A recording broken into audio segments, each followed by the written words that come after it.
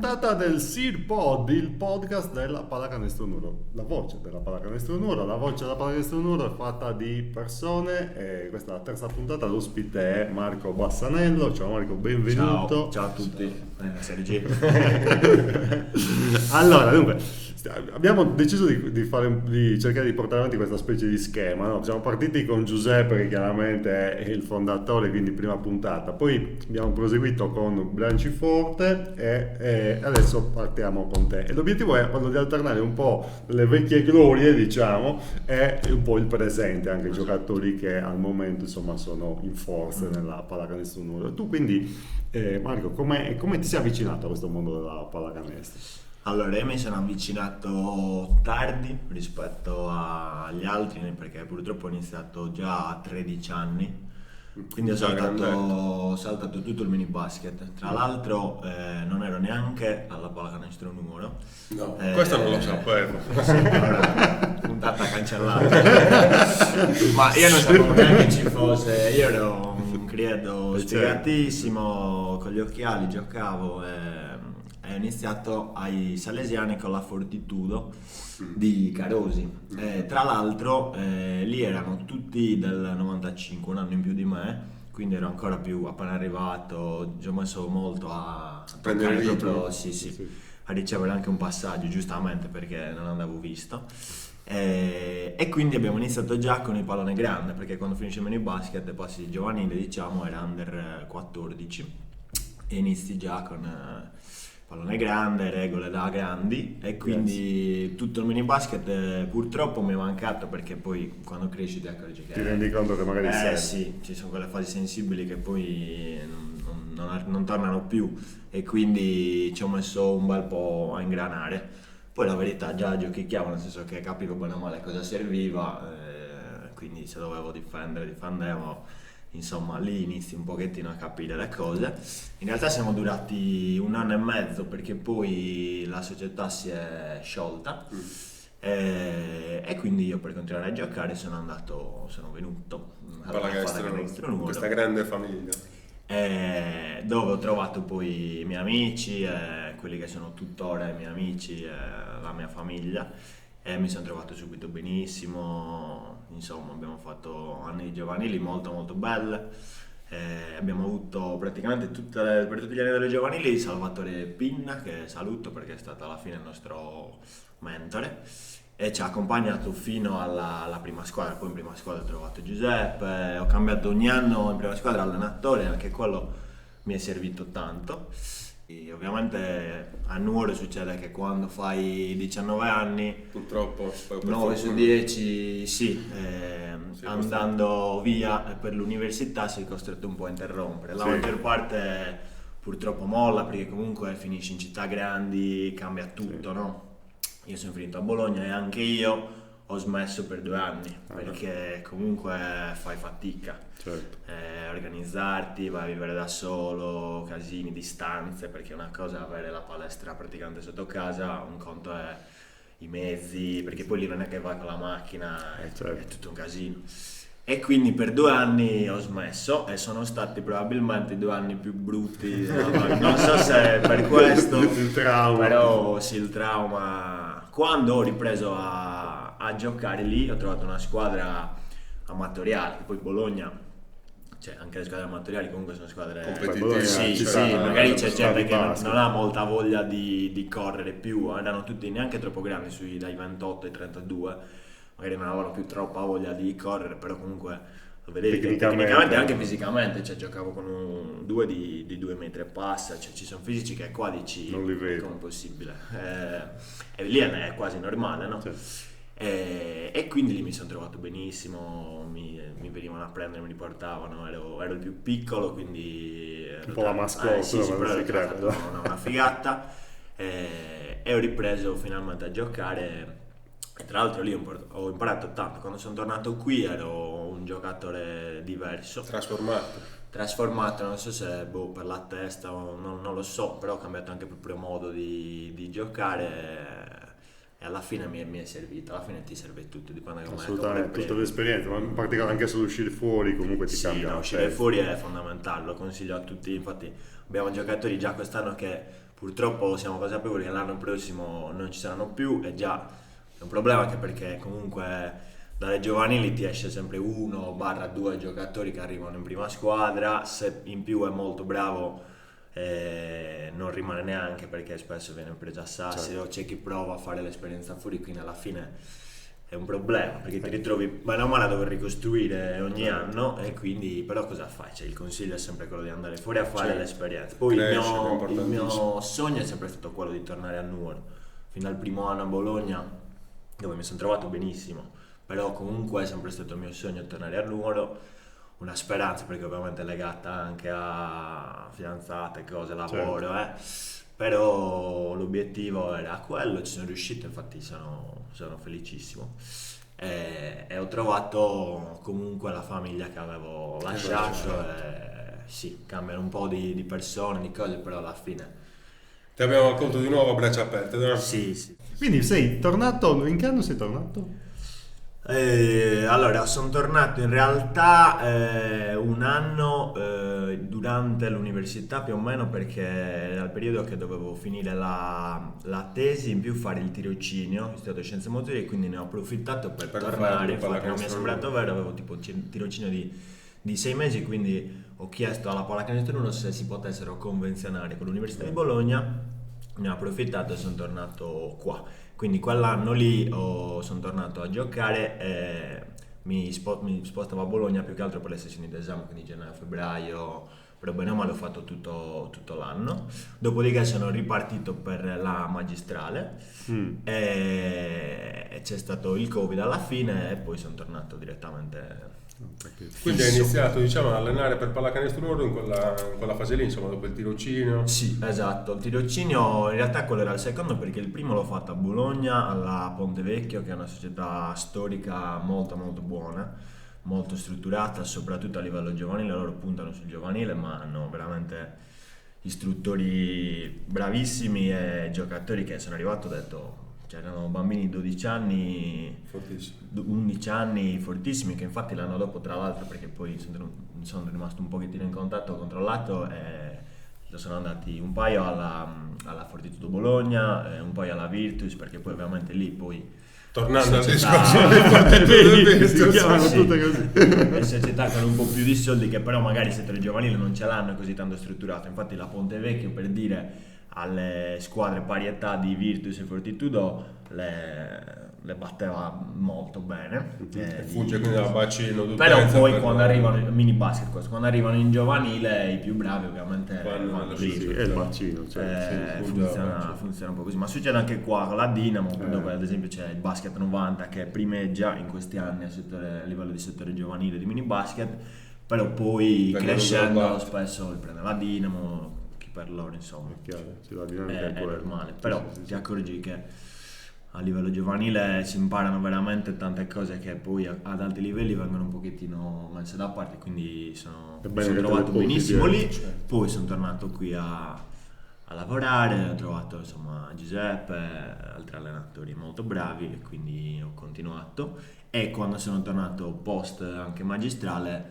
ho fatto proprio il mio percorso, quindi tutti i corsi da mini basket, ma soprattutto basket, diciamo, giovanile e senior, quindi allievo allenatore base. Poi l'anno scorso mi sa che hai anche ottenuto un bel risultato con la squadra che Sì, allenava. sì, allenavo gli under 13, il 2010, li ho tenuti 2 anni, culminati poi con l'arrivo alle Final Four regionali, cosa che a Nuoro non succede molto spesso. Per Nuoro, Quando bel andaci- risultato. un bellissimo risultato. Sì, un risultato molto molto bello. Infatti siamo andati alle Final Four in campo neutro a Oristano, in un palazzetto enorme, forse più grande del Palaserra di Migni, inutilizzato tra l'altro, non so perché. E lì ce la siamo un po' fatta addosso. Siamo entrati sì, Nel mondo dei spaventati. grandi. Abbiamo incontrato la Ferrini, quarto. Anche loro erano un po' spaventati, però lì poi fa la differenza un po' anche il fisico. C'era un ragazzino che aveva più barba di me, nel senso, quando trovi quelli un pochettino più sviluppati anche mentalmente, giustamente approcciano anche meglio certe partite, però non toglie nulla al risultato bellissimo, all'annata pazzesca. Ho dovuto purtroppo lasciare quel gruppo quest'anno per motivi lavorativi, perché non sarei riuscito a dargli il giusto spazio, Supporto, certo. il giusto tempo che meritano, perché quando arrivi comunque a quei livelli, almeno 3, cioè 4 allenamenti a settimana più partita glieli devi garantire, ovviamente accompagnati da una programmazione, preparazione degli allenamenti, e non potevo farcela con gli impegni lavorativi. Poi giocando vuol dire che hai 7 giorni su 7 occupati, perché poi magari giochi tu il sabato, la domenica giocano loro e poi il lunedì riprendi con tutta la settimana di lavoro e non ce la puoi fare. Però penso che comunque anche a quell'età, se hai 2 anni un allenatore, poi altri 2 anni un altro, riesci a assorbire tutto da loro, perché ovviamente cambiano le metodologie, cambia l'approccio. Quindi Che è anche importante questo, quindi al ragazzo dare più impronte in maniera tale che sia poi elastico nel capire quali sono le richieste di un allenatore piuttosto che un altro. Anche perché se ti abitui troppo a quell'allenatore lì, poi lo cambi, perché crescendo ovviamente cambi, magari sei anche bravo e vai fuori e ti trovi spaesato. Invece no, l'obiettivo per noi allenatori e istruttori è dare piena autonomia, cioè i ragazzi devono essere autonomi, quelli che si mettono troppo a urlare, a dare comandi tipo col joystick in panchina a me non piace. Poi sono questioni di filosofia, ognuno ha la sua, per carità, però in teoria tu devi arrivare alla partita che loro sanno cosa fare. Poi ovvio che gli dai l'input, qualche consiglio glielo dai, però non è che stai lì a durare almeno per me. Poi se tu dici se li preparo bene agli allenamenti, poi durante la partita loro lavorano per quello che abbiamo visto, i concetti e l'autonomia, poi loro quell'autonomia se la portano presso con tutti gli allenatori. Da questo punto di vista, in queste chiacchierate un po' emerge un pattern, nel senso che quando ci sono stati dei talenti, no, o comunque delle situazioni nelle quali c'era la possibilità di andare avanti, poi si è arrivati a un certo punto nel quale poi la storia finisce sempre che poi alla fine lì però mentalmente una persona magari non era pronta, ci siamo un po' spaventati, oppure non. Ok. Secondo te cosa si potrebbe fare per fare in modo che quando ci sono queste possibilità a livello mentale le persone arrivino pronte, pur venendo da un contesto di questo tipo? Perché la mia sensazione è che si arrivi quasi con un complesso un po' di inferiorità, no? Nel senso che cazzo, hai fatto già questo, come dire, già il fatto che sei arrivato lì da numero è già un grande risultato, che dici ok, il più è fatto, cioè già che sono arrivato ho già vinto. Adesso è ovvio che qui non ce la posso più fare, sì, no? ti senti forse un po' arrivato, invece è lì che dovresti avere più fame. E invece è lì che poi dovresti, a livello mentale cosa si potrebbe fare? È molto anche un discorso caratteriale, di maturità, lì sta anche a noi capire se quel determinato ragazzo è pronto. Forse non li dobbiamo viziare troppo, tendiamo un po' a viziarli secondo me spesso, noi allenatori ma anche genitori, nel senso li coccoliamo, e quando poi si trovano, perché magari qui sono i più bravi, no? Capito? Quindi viene anche un po' più facile e loro questo lo capiscono, se ne rendono conto. Quando poi si trovano magari in un contesto in cui ci sono altri bravi quanto loro, se non di più, è difficile.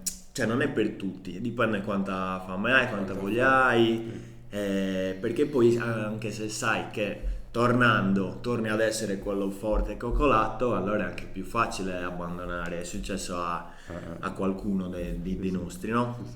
Secondo me succede a tutti i livelli, no? Pensa quando uno va in NBA che inizia a prendere schiaffi lì, è panchinato eccetera, dopo un po' dice sai che c'è, torno indietro e torno a segnare. Ma lì sta molto nel carattere di ognuno di noi, secondo me bisogna entrare nella mentalità che c'è sempre da imparare, quindi se anche poi a oggi sei una figura di rilievo nella pallacanestro nuorese, devi capire che avrai sempre da imparare, ci sarà sempre il giocatore più forte, ci sarà sempre quello che ti farà le ossa. Questo è anche una sfida con noi stessi per riuscire comunque a uscire fuori dalla zona di comfort e dimostrare comunque le nostre attitudini, le nostre qualità anche a un livello magari un pochino più elevato, anche quando magari sei un po' svantaggiato, che è il discorso che si faceva anche con Giuseppe, no? Il discorso di colmare il gap tecnico e tattico magari con l'agonismo, con la voglia, con la fame, entrare in campo con la bava alla bocca, in senso buono ovviamente, per riuscire poi a fare, non dico la miglior partita dell'anno, però dare il 200%, cioè quindi riuscire a tirare fuori sempre qualcosina in più dal nostro bagaglio. Sicuramente ci vuole umiltà. Purtroppo noi allenatori in realtà proviamo a insegnarla, però ci rendiamo conto che nella mentalità nuorese appena uno è forte viene elevato, ma anche dai genitori ce ne accorgiamo, purtroppo sentiamo discorsi, no, quello è forte.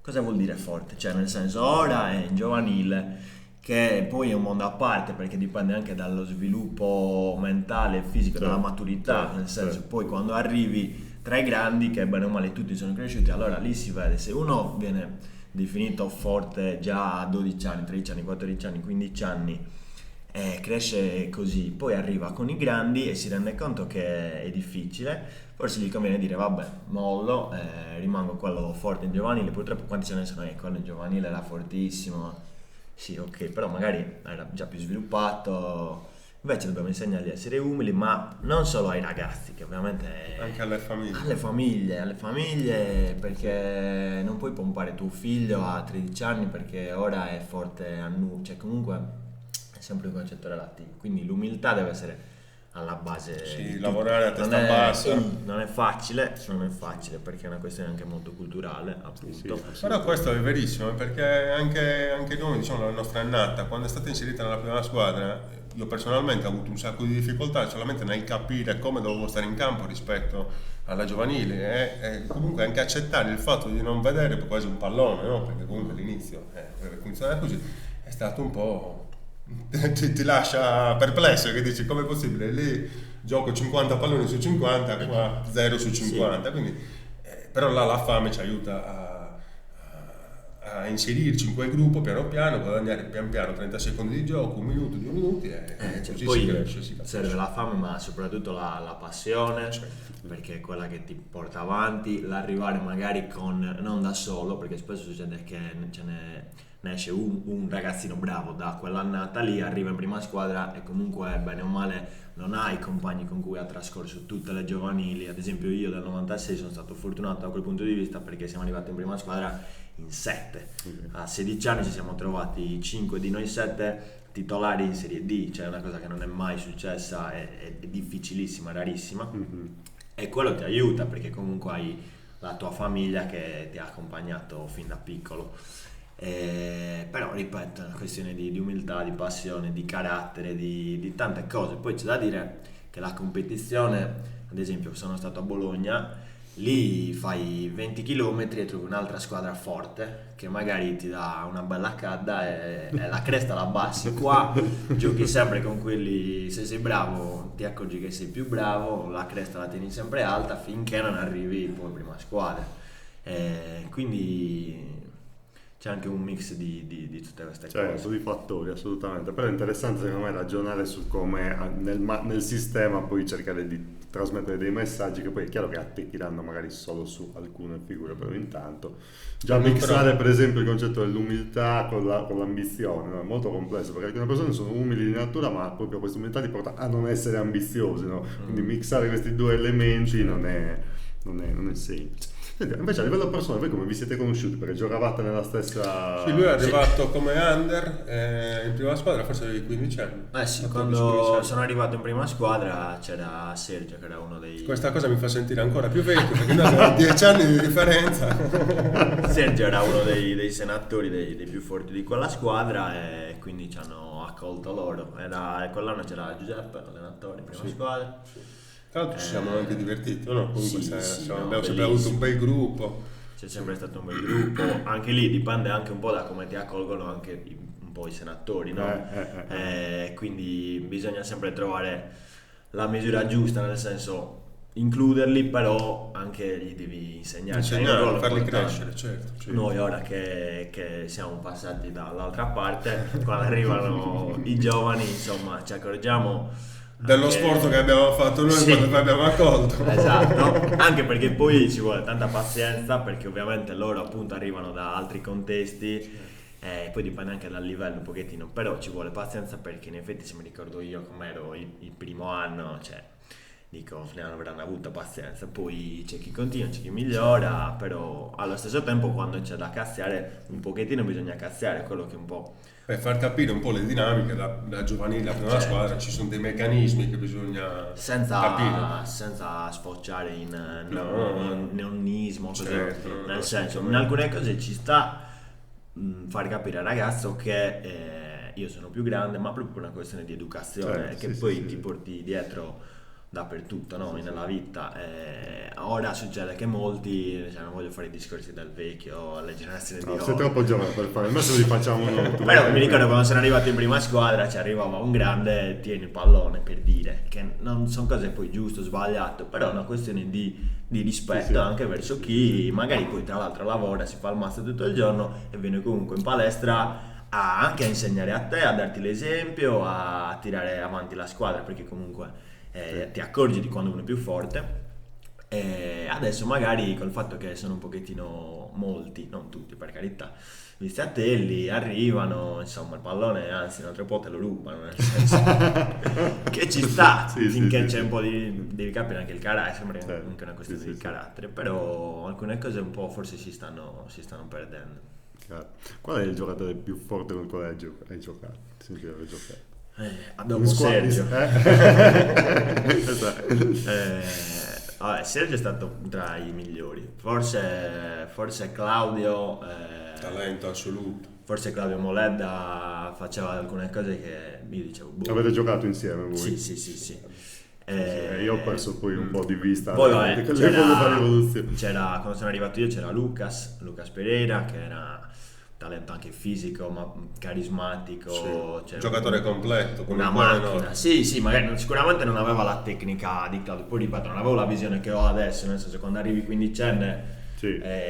non ho la visione di adesso che ne ho 27, allenatore eccetera, però da quello che mi ricordo comunque Lucas ti faceva 40 minuti a palla, difensore fortissimo, segnava, Cioè, portava trascinava la del squadra, professionismo, Sì, diciamo. ti trascinava letteralmente la squadra. Poi c'era Claudio che era proprio forte, bello da vedere, e ce ne sono stati tanti. Poi c'è stato anche Dario Siriu che era bravo, Che dai, con Dario Sì, giocato. anche Dario qualche anno poi è rientrato a giocare. poi chi c'è stato? L'anno scorso abbiamo giocato con Francisco, che secondo me è un giocatore molto forte, passa furioso però Anche lui un grande carattere. sì, l'anno Voglia di scorso lottare e impegnarsi è con stato un gli altri. anno bellissimo. Poi ovviamente quando fai confronti 10 anni dopo è sempre un po' difficile, cambiano le dinamiche, cambiano le categorie, nel senso che bene o male rimangono quelle, però poi vai a vedere per motivi anche economici di iscrizioni, tesseramenti, ci sono giocatori che scendono, giocatori che salgono, cioè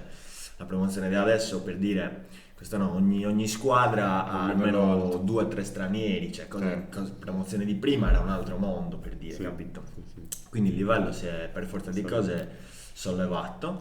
L'anno scorso siamo riusciti ad arrivare in finale, persa all'ultimo quarto, e comunque Francisco era un giocatore che magari non segnava tanto, per dire, alle Final Four Però aveva dava fatto ritmo, difesa. 6 punti, però era un difensore pazzesco, poi un play di 1,90, che era veramente un play, quindi insomma, Sì, vi ha fatto giocare con un bel ritmo. certo, Attacco, difesa, le transizioni erano sempre. alto livello di allenamenti, Sì. quindi insomma secondo me era molto forte.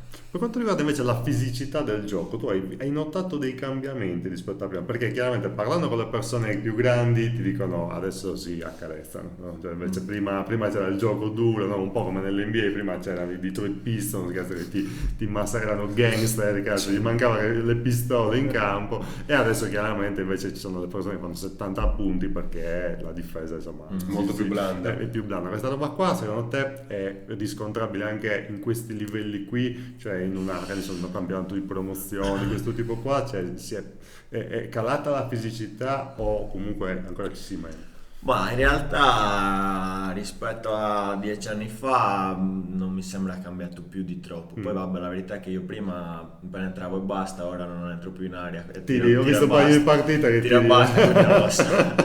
No, i colpi si prendono, nel senso, quando Fanno giochi, parte del gioco. certo, quando giochi 40 Sì. minuti e prendi i colpi il giorno dopo, io ora mi alzo un pochettino a fatica, cioè te ne accorgi, però si prendono, si danno comunque nei limiti poi dipende anche un po' dall'arbitro, cioè lo capisci subito se è quella partita in cui ti permettono un pochettino Il metodo arbitrale Il metodo determina arbitrale poi. determina. sì, ci sono contatti che li fischiano e lì devi essere bravo a capire se ok, questi oggi li fischiano tutti, cerchiamo di sfruttarlo, o non fischiano niente, cerchiamo di sfruttarlo dall'altra parte, nel senso anche noi facciamoci sentire, però bene o male non credo sia cambiato più di tanto. Sergio ha fatto della fisicità uno dei suoi Beh, io cavalli di battaglia. entravo in campo per difendere, generalmente su quello più forte, se non tiravo fuori in qualcosa di più lato fisico, quindi E tu hai riscontrato dei cambiamenti da questo punto di vista?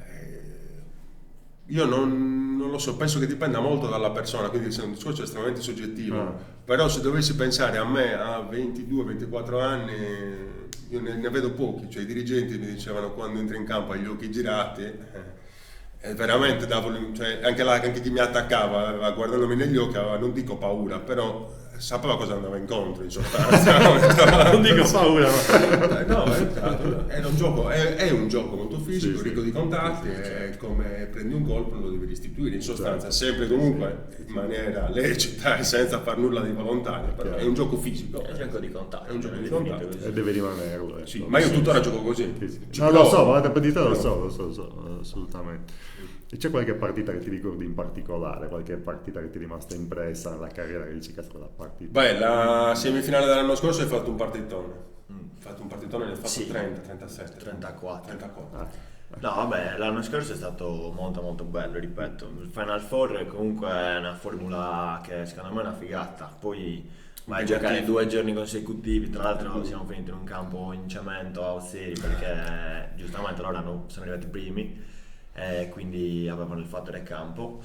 Un pochettino magari lo accusi, però è molto molto bello, poi lì veramente si vede chi ne ha voglia. Cioè, in queste partite capisci chi ha qualcosa in più. sono quelle in cui cioè, tu puoi fare anche schifo tutta la stagione, però magari lì tiri fuori tutto e viceversa, Certo. perché è successo anche il viceversa, quindi sono quelle partite che Il poi- classico braccino, no? Esatto. E tra l'altro la cosa veramente bella è stata che ci siamo portati appresso Un pubblico un bellissimo. pubblico pazzesco, organizzato un pullman sia il sabato delle semifinali con 100 persone, il giorno dopo altre 100, tutti con disegnato il cinghiale, comunque rosso, bianco. Cioè, per me bello, è bello. stato veramente un sogno, non lo dico con Certo. retorica, ma è stata una cosa pazzesca. C'è ancora i video di una mia tripla, i bambini che impazziscono, basa, cioè, sono cose che porti No, dietro. non dimenticherai mai quel momento. No, io, cioè, Bellissimo. alla fine che abbiamo perso, no? Oltre che è stata una partita tirata, ma siamo scoppiati a piangere come bambini e sono venuti i bambini a consolarci. Bellissimo. È stato veramente una cosa pazzesca, speriamo non irripetibile, speriamo che No, possa speriamo di ripetere. ripetere. Beh, ancora ne hai, devi dare ancora un po'. Però sì, dai, è stato veramente bello, ci sono state tante belle partite. Parliamo un attimo del Seed Bank. Avete organizzato questo torneo di 3 contro 3, no? Che io sono proprio appassionato del 3 contro 3, cioè è proprio una forma di basket che mi piace perché poi è legata al mondo dei campetti, dei playground, esatto, è lo streetball, quindi come dire, è anche una dimensione più divertente tutto sommato, no? Nella quale puoi sperimentare, puoi fare delle cose che giustamente in un contesto di partita ufficiale eccetera non puoi portare avanti. E quindi com'è nata questa idea qua del Sì. torneo? Allora, l'idea è nata una sera, ovviamente post allenamento, c'era un nostro compagno di squadra che stava festeggiando la laurea, si era laureato, ci siamo fermati un po' così, 2 birrette, al solito abbiamo iniziato a parlare, pensare ma perché non cominciamo a organizzare un bel torneo di 3 contro 3, perché come hai detto tu, tra l'altro il 3 contro 3 per certi versi è più divertente, nel senso anche per chi guarda, ora infatti è diventato un vero e proprio sport, inserito anche alle Olimpiadi, con delle regole sue. Sai che non lo sapevo. Sì, molto divertente perché il gioco non si ferma mai. Le azioni, per dire, in 5 contro 5 durano 24 secondi, lì ne durano 12, capito? Quindi è molto più veloce, molti più tiri da 3, anche per questioni di convenienza, perché valgono il doppio rispetto agli altri tiri, mentre un tiro da 2 nella pallacanestro appunto vale 2, da 3, il 3 contro 3 vale 2, quello da 3 e 1 quello da 2, quindi vedi? diciamo più punti, che è più con facile. con una tripla Raddoppi, certo. raddoppi. Ma c'è un limite di punteggio? Sì, si arriva a 21 oppure a tempo, se nessuna delle due dopo 10 minuti è arrivata a 21 chi ne ha fatto di più.